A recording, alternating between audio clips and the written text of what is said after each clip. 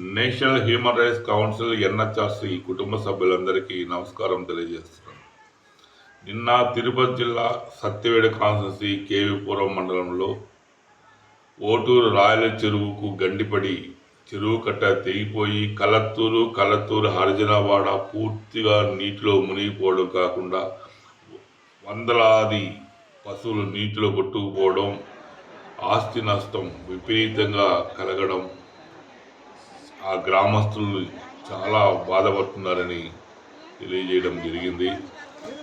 మానవతా దృక్పథంతో national human rights council NHRC కుటుంబ సభ్యులందరూ తలో చేయి వేసి ఆ గ్రామస్తులకు సహాయ సహకారం అందించాలని నేను నిన్ననే మన ఎన్హెచ్ఆర్సి గ్రూపుల్లో కూడా షేర్ చేయడం జరిగింది.